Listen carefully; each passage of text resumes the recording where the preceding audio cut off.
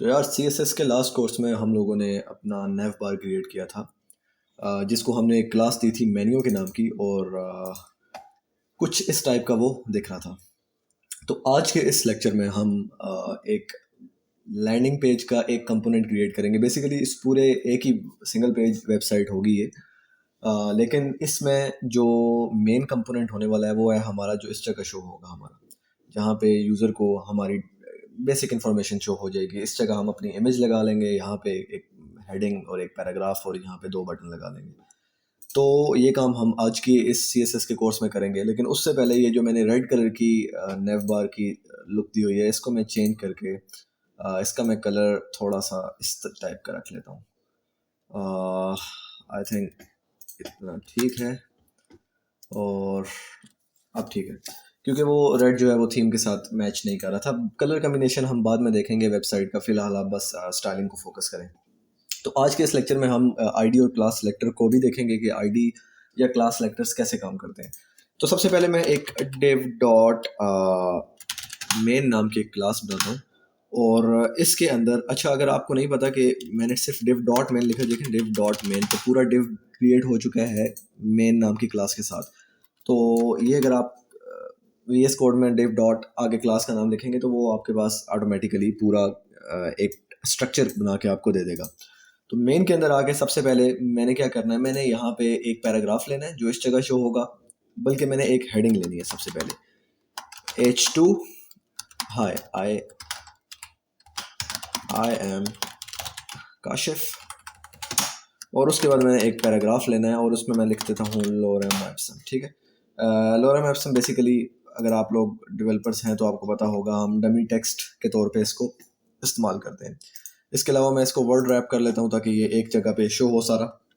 Paragraph मुझे बहुत लंबा नहीं चाहिए, तो मैं इसको, या चलें अभी के लिए ठीक है, मैं सेव करता हूँ, रिफ्रेश करता हूँ, तो मेरे पास एक पैराग्राफ भी आ चुका है और एक हेडिंग भी आ चुकी है।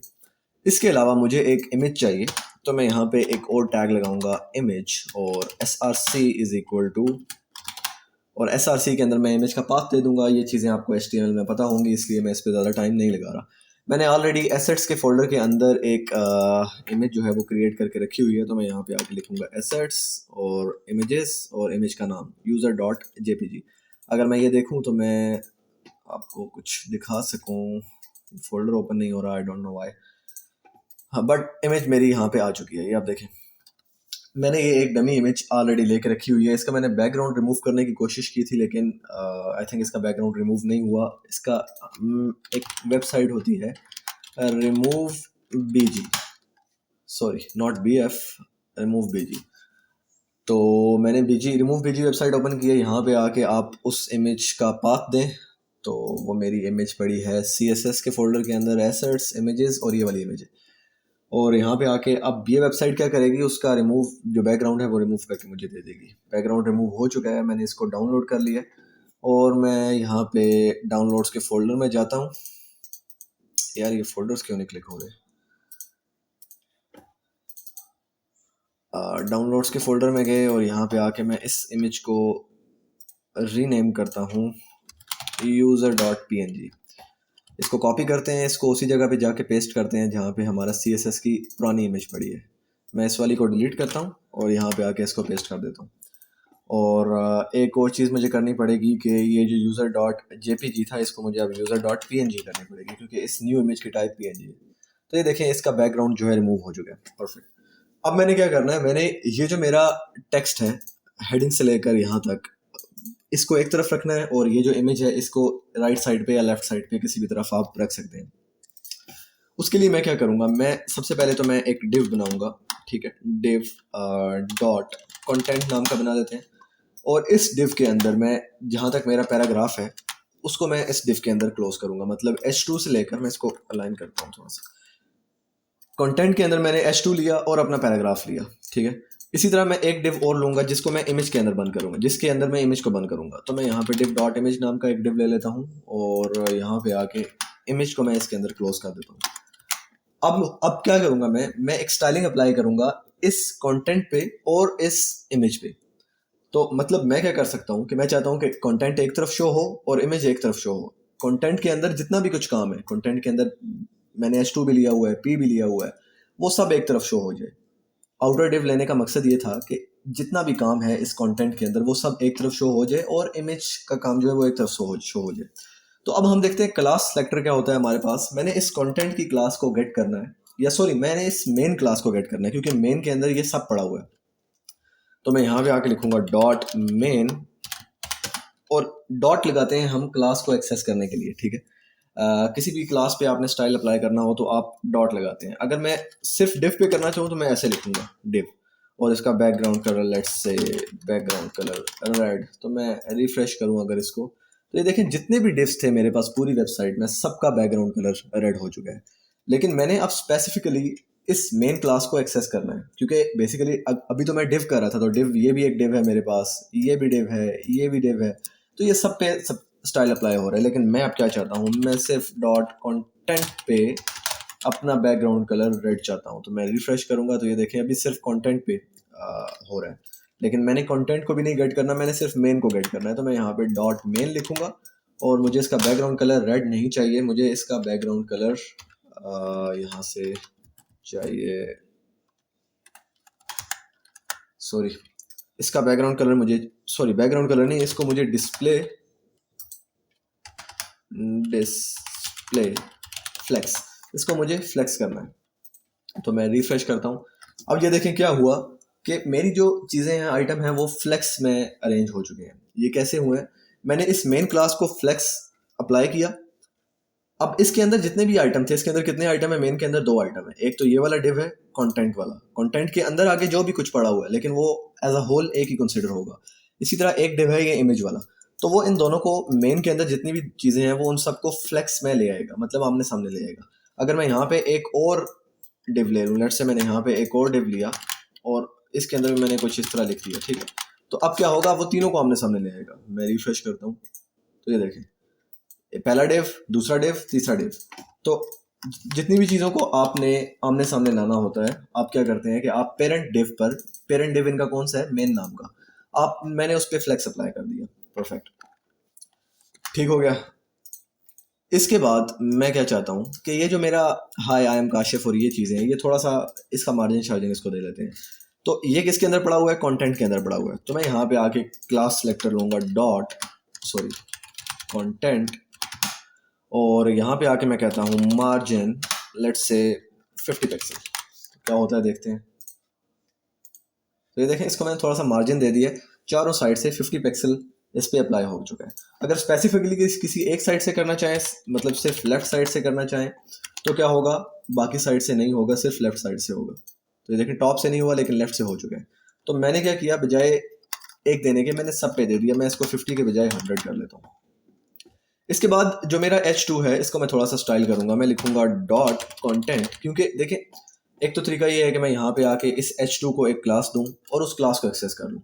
एक तरीका और भी है, मैं डॉट कंटेंट लिखा और H2 लिखा, इसका मतलब है कि डॉट कंटेंट की क्लास के अंदर जो H2 पड़ा हुआ है उसको एक्सेस करो। तो डॉट कंटेंट की क्लास के अंदर कितने H2 पड़े हुए हैं, एक पड़ा हुआ है, तो वो उस एक को ही एक्सेस करेगा।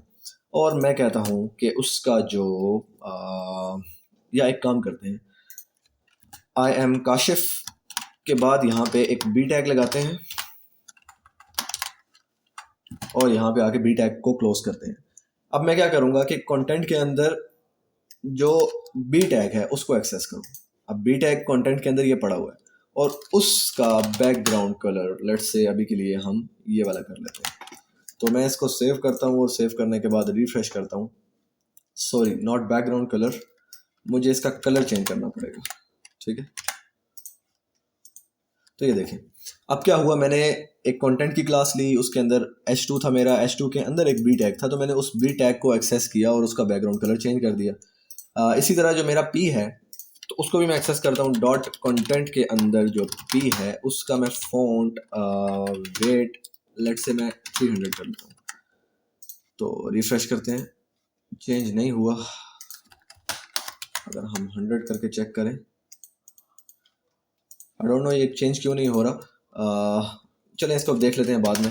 इसके अलावा इसका एक चीज़ और करनी है, इसका जो कलर है वो हमने ग्रे करना है, लाइट ग्रे करना पड़ेगा। यार देखो अभी मैं ज़्यादा कलर पे फोकस नहीं कर रहा, मैं सिर्फ आप लोगों को चीज़ समझाने की कोशिश कर रहा हूँ कि एक फ़्लो कैसे वर्क करता है, मतलब एक हमें एक फ़्लो बनाना पड़ता है किसी भी चीज़ का। बेसिकली जब हम कोडिंग स्टार्ट करते हैं तो हम कलर कॉम्बिनेशन पहले से सारा लिख के रखते हैं कि हमने ये थीम रखनी है, इसमें ये कलर, हमारे पास पूरा एक फिग्मा फाइल होती है, उसके अंदर सारे कलर कॉम्बिनेशन हमें गिवन होते हैं। लेकिन सिर्फ मैं आपको बताने के लिए कि ये आपकी स्किल्स तक है, आपके क्रिएटिविटी तक है कि आप उसको कैसे जो है वो उस चीज़ को कैसे डिज़ाइन करते हैं। तो अभी के लिए आई थिंक ये काफ़ी है हमारे पास, इसको हम बाद में देखेंगे कि हमने इसमें क्या क्या करना है। इसके बाद हम क्या करते हैं कि इसी जगह पे इस पी टैग के बाद 2 बटन लेते हैं, क्योंकि वो भी हमें लेने थे। तो मैं बटन्स ले यहाँ पे लिया, सॉरी नॉट बटन, यहाँ पे आके मैं लिखता हूँ हायर मी, या एक बटन ही ठीक रहेगा, हम 2 भी ले सकते हैं। एक हायर मी लिया और इसके अलावा चलें 2 ले लेते हैं, और इसको हम दूसरे को बोलते हैं माय रेज्यूमे, ठीक है। रिफ्रेश किया। अब अच्छा एक चीज़ है, अगर आप देखें तो ये बटन्स क्यों इस तरह के आ रहे हैं, क्योंकि लास्ट ट्यूटोरियल में हमने इन बटन्स को कुछ स्टाइल दिया था, तो वो ऑटोमेटिकली इस स्टाइलिंग के आ रहे हैं। अगर मैं यहाँ पे बटन को देखूँ तो ये देखें आप, ये हमने बटन पे ऑलरेडी स्टाइलिंग अप्लाई की हुई है जो लास्ट ट्यूटोरियल में हमने किया था। इस वजह से वो हमारे पास ऐसा आ रहा है। इसका मैं कलर थोड़ा सा चेंज करता हूँ, आई थिंक ये ठीक है यार। असल में मैंने कलर कॉम्बिनेशन अभी सोच के नहीं रखा हुआ, तो जैसा भी बन रहा है आप लोग इसको अपने अकॉर्डिंग कर लेना। और एक काम और मैं करूँगा कि इस बटन को मैं एक क्लास दूंगा, माय रेज्यूमे वाले बटन को, इसको मैं बोलता हूँ रेज्यूमे नाम की क्लास, इसको दे दिया। ये चले आईडी दे देते हैं यार, क्लास ही ठीक है। मैं यहाँ पे आके लिखता हूँ डॉट रेज्यूमे, कि इसको गेट करो, और मैं इसको एक काम बोलता हूँ, मैं कहता हूँ कि इसका बैकग्राउंड कलर ट्रांसपेरेंट। अब क्या होगा देखना, वो देखो वो बटन छुप चुका है मेरे पास, हालांकि वो है यहीं पे है, लेकिन उसका मैंने बैकग्राउंड कलर ट्रांसपेरेंट कर दिया। और मैं उसका एक काम करता हूँ, बॉर्डर 1 पिक्सल सॉलिड ब्लैक। अब बॉर्डर आ चुका है। अब इसके अंदर का जो टेक्स्ट है वो वाइट है, क्योंकि सब बटन्स का तो उसका भी वाइट है, तो वो नज़र नहीं आ रहा। तो हम एक काम करते हैं, उसका हम कलर ब्लैक कर देते हैं। तो अब ये हमारे पास ये बटन कुछ इस तरह से शो हो रहा है। एक काम और करते हैं कि इसकी थोड़ी सी जो विड्थ है वो इंक्रीज कर देते हैं, लेट्स से 100 पिक्सल, थोड़ी सी ज़्यादा करते हैं, इसको 130 पिक्सल कर देते हैं, ठीक है।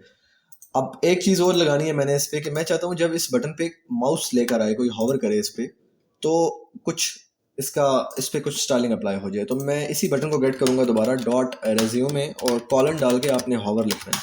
इसका मतलब होता है कि इस पर हॉवर करने से क्या हो। सबसे पहले तो मैं इसका कर्सर पॉइंटर करूँगा, देखिएगा अभी। अब मैं जब इसके ऊपर आऊँगा ना, तो ये देखिए मेरे पास ये जो कर्सर है ये चेंज हो रहा है एज अ पॉइंटर में, ठीक है। तो एक चीज़ तो ये करनी है। दूसरा मैं ये चाहता हूँ कि जब हॉवर हो जाए, क्योंकि जैसे ही इस जगह वो आएगा डॉट रिज्यूमे कॉलन हॉवर, तो वो उसका मतलब है हॉवर होने के बाद क्या हो। तो मैं कहूँगा बैकग्राउंड कलर, इसका बैकग्राउंड कलर कर दो तुम ब्लैक, और इसका जो बॉर्डर है वो कर दो नन, क्योंकि यहाँ पे हमने बॉर्डर दिया हुआ है। और इसके बाद इसका जो कलर है वो तुम कर दो वाइट, क्योंकि अगर बैकग्राउंड कलर ब्लैक है तो कलर भी हमने ब्लैक रखा हुआ है, तो वो जो टेक्स्ट है वो गायब हो जाएगा। इस वजह से मैंने कलर वाइट कर दिया हॉवर होने के बाद। तो मैं इसको रिफ्रेश करता हूँ, अभी देखिएगा, ये देखें। तो ये हमारे पास एक किस्म की एनिमेशन कह सकते हैं इसको, हॉवर इफेक्ट होता है, हम ऐसे क्रिएट कर सकते हैं। मैं अगेन बोल रहा हूँ, ये आप लोगों की क्रिएटिविटी तक है, आप लोग इसको बहुत अच्छे तरीके से कर सकते हैं। ये सिर्फ सीखने तक है, आप लोग एक दफ़ा सीख जाएं, कॉन्सेप्ट समझ जाएं, उसके बाद ये चीज़ें ऐसे ही रिपीट होती हैं। आप इस इमेज को इफेक्ट दे सकते हैं, इस टेक्स्ट को आप यहाँ पे टाइप राइटिंग इफेक्ट दे सकते हैं, कि मतलब ऐसे पहले काशिफ लिखा है, फिर चेंज हो, फिर कुछ और लिखा है। तो वो भी हम करेंगे जब हम जावास्क्रिप्ट की तरफ मूव करेंगे। तो आई होप आपको यहाँ तक का काम समझ आ चुका होगा। नेक्स्ट वीडियो में हम इससे आगे का काम देखेंगे कि हमें क्या करना है। हम फ्लेक्स बॉक्स को, इन चीज़ों को इन डेप्थ स्टडी करेंगे। मिलते हैं हम नेक्स्ट वीडियो में।